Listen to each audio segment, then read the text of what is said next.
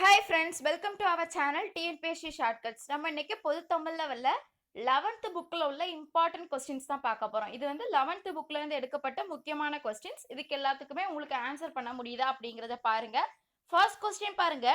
ஞானதச்சன் என்ற நூலின் ஆசிரியர் யார் என்று கேட்டிருக்கு. வேத விநாயக சாத்திரியார். எப்படி ஞாபகம் வச்சுக்கலாம் அப்படின்னா, ஞானம் அப்படின்னா அறிவுன்னு அப்படின்னு சொல்லுவோம். இப்ப வேத நூல்கள் எல்லாம் படிக்கணும் அப்படின்னா நமக்கு அறிவு இருக்கணும். சோ ஞானம் வேத.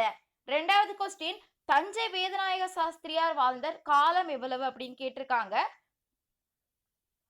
18ஆம் நூற்றாண்டு. மூணாவது கொஸ்டின், குறிஞ்சித்தட்டு என்ற நூலின் ஆசிரியர் யாருன்னு கேட்டிருக்கு. குறிஞ்சித்திட்டு நூலின் ஆசிரியர் வந்து பாரதிதாசன். தாசன்ல கடைசி சன் அப்படின்னு இருக்கு. சன்னுனா சூரியன். சூரியன் வந்தாதானே குறிஞ்சி பூ மலரும். சோ சன் குறிஞ்சி. நாலாவது, தண்ணீர் வங்கிகள் என்ற நூலின் ஆசிரியர் யாருன்னு கேட்டிருக்கு. கருணாநிதி. எப்படி ஞாபகம் வச்சிருக்கலாம் அப்படின்னா, வங்கியில தான், பேங்க்ல தானே நிதி கொடுப்பாங்க, பணம் கொடுப்பாங்க. சோ வங்கி நிதி. அஞ்சாவது கொஸ்டின், ஆதிகாவியம் என அழைக்கப்படும் நூல் எதுன்னு கேட்டிருக்கு. ஆதிகாவியம் எதை சொல்லுவோம் அப்படின்னா ராமாயணம். அடுத்த கொஸ்டின், சூளை என்பதன் பொருள் என்னன்னு கேட்டிருக்கு. சூளை வந்து நோய் அப்படின்னு சொல்லுவாங்க. சிரங்கு இருக்குல்ல, அந்த நோயை தான் சூளை நோய் அப்படின்னு சொல்லுவாங்க. அடுத்தது, நரிவிருத்தம் என்ற நூலின் ஆசிரியர் யாருன்னு கேட்டிருக்கு.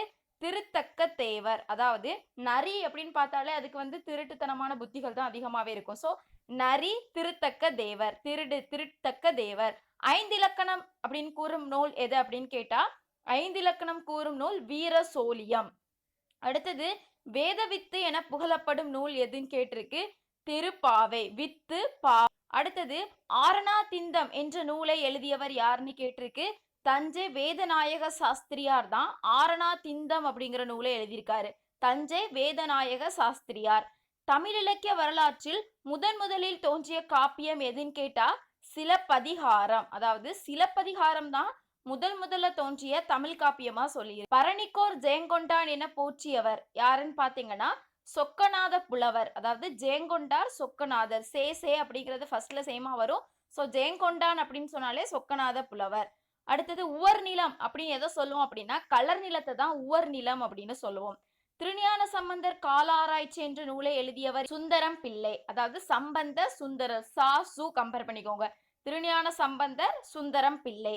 செங்கீரை பருவம் பிள்ளை தமிழில் எத்தனாவது பருவம்? செங்கீரை பருவம் அப்படிங்கிறது பிள்ளை தமிழ்ல 2வது பருவமா சொல்லியிருக்கு. இதற்கான வீடியோ, பிள்ளை தமிழுடைய பருவம் வேணும் அப்படின்னா நீங்க சொல்லுங்க, கமெண்ட் பண்ணுங்க. நான் அதுக்கான வீடியோ உங்களுக்கு ஷார்ட்கட்ஸ்ல போடுறேன். கிண்ணற மிதுனங்கள் அப்படின்னு சொல்றது எதுன்னு பாத்தீங்கன்னா பறவைகளை தான் கிண்ணற மிதுனங்கள் அப்படின்னு சொல்லுவோம். கரந்தை தமிழ் சங்கத்தில் பல ஆண்டுகள் அமைச்சராக இருந்தவர் யாருன்னு கேட்டா கந்தசாமி புலவர். கரந்தை கந்த காக்கா கம்பேர் பண்ணிக்கோங்க. கரந்தை கந்தசாமி புலவர். தமிழ் மாதின் இனிய உயர்நிலை என்று பாராட்ட பெறுவது எதுன்னு கேட்டா திருக்குறள். தமிழ் மாதின் இனிய உயர்நிலை திருக்குறள். தமிழ் மொழியின் உபநிடதம் என்று போட்டப்படுவது எதுன்னு கேட்டிருக்கு. தமிழ் மொழியின் உபநிடதம் அப்படின்னு சொல்றது வந்து தாயுமானவருடைய பாடல்களை தான் தமிழ் மொழியின் உபநிடதம் அப்படின்னு சொல்லுவோம். தமிழ் தாய் வாழ்த்து அப்படின்னு ஞாபகம் வச்சிங்க அப்படின்னா தமிழ் மொழி உபநிடதம் தாயுமானவர் ஞாபகம் வந்துடும். சர்ப்பயாகம் என்ற நூலின் ஆசிரியர் யாருன்னு கேட்டிருக்கு. சிற்பி. சிற்பி அப்படி கம்பேர் பண்ணிக்கோங்க. சர்ப்பயாகம் சிற்பி. முதற் குலத்துங்க சோழரின் படைத்தளபதி யாருன்னு கேட்டிருக்கு. கருணாகர தொண்டைமான். முதல் குலத்துங்க சோழரின் படைத்தளபதி கருணாகர தொண்டைமான். கண்மலர் அப்படின்னா இலக்கணம் குறிப்பு என்னதுன்னு கேட்டிருக்கு. கண்மலருடைய இலக்கண குறிப்பு உருவகம். உங்களுக்கு உவமை, உருவகம், ஓமத்தொகை, ஓம உருபு, ஆகுபெயர் பத்திலாம் உங்களுக்கு நோட்ஸ் வேணும் அப்படின்னா கமெண்ட் பண்ணுங்க. நான் அதுக்கான வீடியோஸ் வந்து உங்களுக்கு போட்டுறேன். மதிமுகம் அப்படின்னு இலக்கணம் குறிப்பு என்னன்னு பாத்தீங்கன்னா, மதிமுகம் எப்படி சொல்லுவாங்க, முகமதி அப்படின்னு சொல்லுவாங்க இல்லையா. அப்போ மதிமுகம் அப்படிங்கிறது உவமை தொகையில வரும். திருக்குறளின் முப்பால்களின் அதிக அதிகாரங்களை கொண்டது எதுன்னு கேட்டா பொருட்பால் தான். பொருட்பால், காமத்துப்பால், அறத்துப்பால்ல அதிக அதிகாரங்களை கொண்ட பால் வந்து பொருட்பால். ஒரு நாள் கழிந்தது என்ற சிறுகதையின் ஆசிரியர் யாருன்னு கேட்டிருக்கு. தமிழ்நாட்டின் மாப்பாசான் தான் ஒரு நாள் கழிந்தது. ஆசான் ஒரு நாள் கழிந்தது. ஓங்குநீர் என்பதன் பொருள் என்னன்னு கேட்டா கடல். கல்வெட்டுகள் என்ற உரைநடையின் ஆசிரியர் யாருன்னு கேட்டிருக்கு. சதாசிவ பண்டாரத்தார். அதாவது சிவன் கோவில்ல தான் நிறைய கல்வெட்டுகள்லாம் இருக்கும். சோ கல்வெட்டு அப்படின்னாலே சதாசிவம். அடுத்த கொஸ்டின், பூக்கட்டும் புதுமை என்ற மறுமலர்ச்சி பாடலின் ஆசிரியர் யாருன்னு கேட்டிருக்கு. கவி அரசு. கவி அப்படின்னா அழகுன்னு சொல்லுவோம். பூ எப்பவுமே என்னதான் இருக்கும், அழகா தானே இருக்கும். சோ கவி அரசு பூக்கட்டும் புதுமை. ஞானத்தச்சன், ஞான உலா போன்ற நூல்களின் எழுதியவர் யாருன்னு கேட்டிருக்கு. முதலே பார்த்தோம் ஞானம் அப்படின்னா அறிவு அப்படின்னு சொல்லியிருப்போம்.